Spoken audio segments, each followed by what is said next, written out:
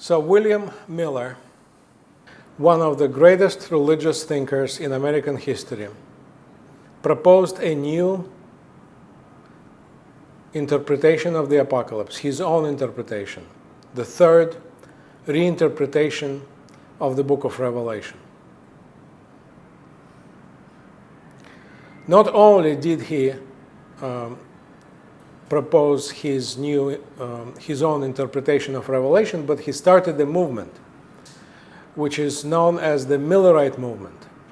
The Millerite movement gave rise to many religious sects and denominations in the United States in the 19th century. We will talk about two of those sects, Seventh-day Adventism and Jehovah's Witnesses. Both groups started as offshoots from the Millerite movement. But we have to remember that Miller himself was never part of any of those groups. He was a thinker of his own who went against the warning in the Gospels. You may remember that when asked about the second coming, Jesus replied, "No one knows the day and the hour, not even the angels in heaven, nor even the Son, but only the Father." And that passage was always interpreted by Christians as a warning not to calculate the exact time of the second coming of Jesus.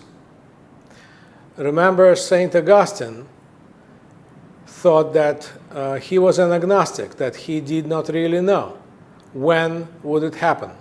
So that was traditional position of Christianity up until William Miller. Now, who was William Miller? William Miller was born and raised in the Christian family, but as many of prominent religious thinkers of his time, he underwent a period of skepticism. He became skeptic of his religion. After some years of skepticism, he decided to study the Bible. He regained the interest in at least the Bible, and after 2 years of studying the Bible, he realized that there were some numbers in some of the books in the Bible that were not used symbolically. When we read the book of Revelation, there are numbers that are used symbolically and metaphorically, like number 7 and 4. So it is difficult to imagine that those numbers are used specifically as dates. But there are some other numbers in the book of Revelation, like 1,260 days in chapter 12, or 144,000 people who will be saved, etc. So there are some numbers, William Miller thought, that are not used symbolically but are used historically. And if we look at those numbers and if we decipher the way to incorporate them in history, then we will be able to find out what will be the real time of Jesus' second coming. So William Miller started his calculations first to prove that the Bible was right about the first coming of Jesus. His calculations involved 70 weeks. The passage about 70 weeks comes from the book of Daniel, chapter 9. Let me read to you this passage. This is chapter 9, verse 24. 70 weeks have been decreed for your people and your holy city until the measure of transgression is filled, and that of sin complete, until iniquity is expiated, and eternal righteousness ushered in, and prophetic vision ratified, and the Holy of Holies anointed. Now, notice that the passage talks about the Holy of Holies, this special place in the temple where the high priests would perform this once a year sacrifice, the scapegoat sacrifice, that would completely cleanse the temple and the whole nation of Israel from their sins that have been accumulating for a year. Then it says, you must know and understand from the issuance of the word to restore and rebuild Jerusalem. And this is a reference to the historical event when the Persian Empire eclipsed the Babylonian Empire, and the Persian king Artaxerxes issued a decree which allowed the Jews to come back to the Promised Land, to rebuild the temple, and to rejuvenate their religious tradition. According to modern scholars, this took place in the year 457 before Christ. So, since the passage mentions this as the starting point of the event, Miller takes this date as the starting date of his calculations, 457 BC. So from the issuance of the word to restore and rebuild Jerusalem until the time of the anointed leader is 7 weeks. And for 62 weeks it will be rebuilt, square and moat, but in a time of distress. And after those 62 weeks, the anointed one will disappear and vanish. The army of a leader who is to come will destroy the city and the sanctuary, but its end will come through a flood. Desolation is decreed until the end of war. So Miller understands this passage predicting the first coming of Jesus. Also predicting the Roman army destroying the temple for the second time. And, the historical period is 70 weeks, as it says. Now, 70 weeks equals 490 days. But these are not human days. These are the days of God, the days of the Lord. And in the book of Ezekiel, we read that one day of the Lord equals one human year. So 490 days equals 490 years. And when we add 457 BC plus 490 years, we get to 33 AD, the year when Jesus was crucified. So when Miller does these calculations, he thinks, well, that seems to be true, right to the point. So the passage is telling us when Jesus will come, will be crucified, when Romans will destroy the temple. So if this passage is true, it is possible that some other passages in the New Testament, in the book of Revelation, may predict also the second coming. And here comes his calculation about the second coming. So for his calculation of the second coming of Jesus, Miller uses the same starting date, 457 BC. He believes that the Bible will not change the dates. So therefore 457. But for his calculation of the second coming, he uses a passage from chapter 8 of the book of Daniel.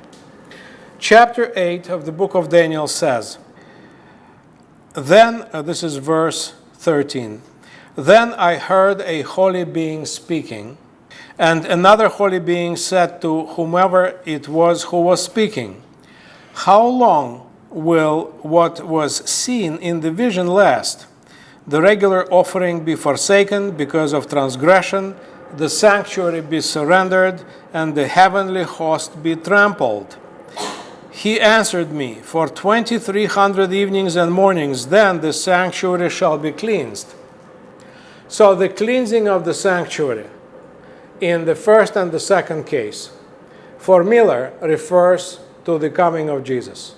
Because Jesus, in Christianity, is the person who cleanses the sins, redeems the sins of those who believe in him by sacrificing himself. So there is a reference, there is a parallel between the scapegoat sacrifice in the Jewish temple and Jesus' sacrifice. So the cleansing of the sanctuary is the coming of Jesus.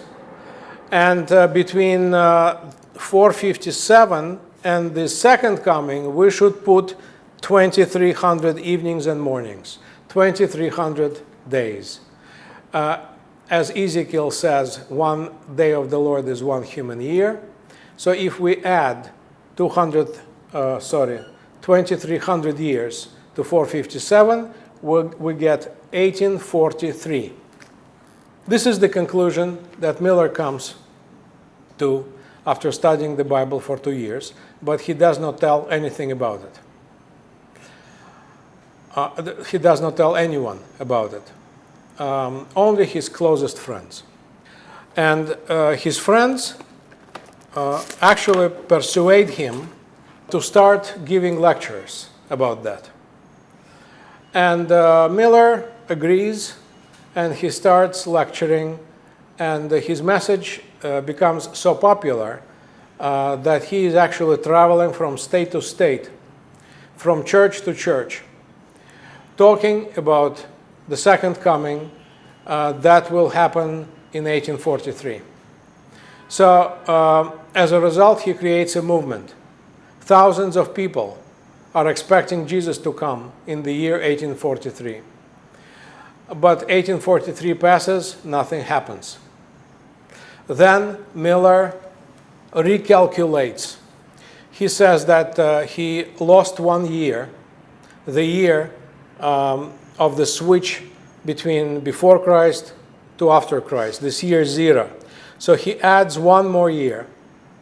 And he says that the Jesus will come for the second time on October 22nd of 1844.